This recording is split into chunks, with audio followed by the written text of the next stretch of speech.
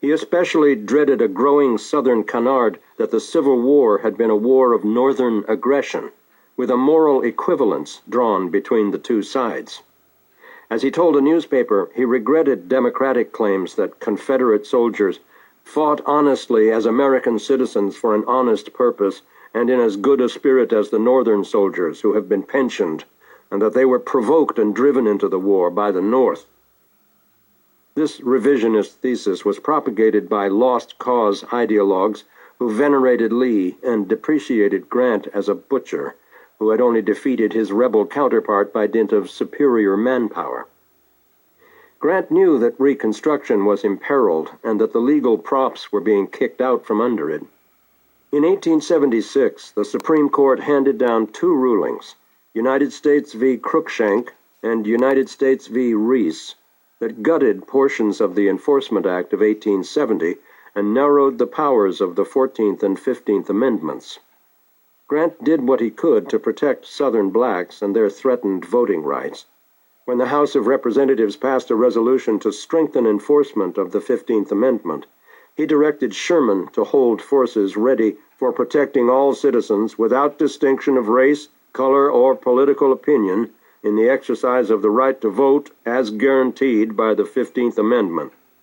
But Reconstruction was clearly ebbing, the federal military presence in the South having waned to slightly more than 3,000 officers and men. The need for federal troops hadn't faded, as evidenced by havoc in Hamburg, South Carolina, on July 4, 1876, the date of America's centennial. South Carolina was one of three southern states remaining in the Republican column, Florida and Louisiana being the others, and it faced unrelenting pressure from whites to redeem their state for the Democrats. At Hamburg, a scuffle arose when two white farmers in a buggy protested that their path was barred by a parade of local black militia. Before long, militia leaders were jailed for obstructing a public highway. White vengeance wasn't yet sated.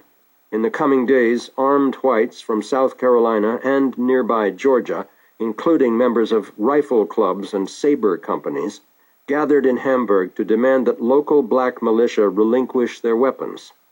The latter took refuge in a small brick building used as an armory and a drill room, but the swelling white mob blew out its windows with musket and cannon fire.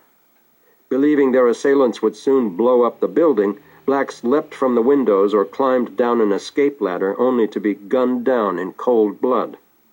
5 men in a row were executed, and 3 more wounded as they attempted to flee. James Cook, the black town marshal, was shot and his skull smashed in with muskets.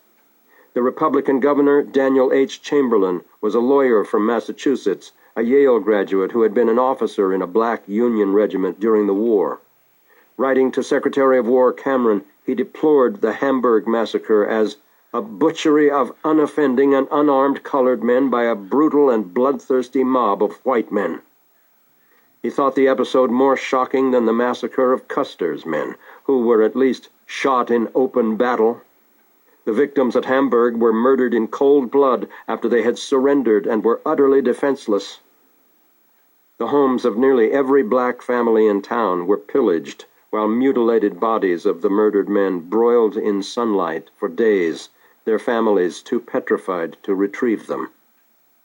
On July 17th, the U.S. Marshal in Charleston appealed to Attorney General Taft to send federal troops to Hamburg.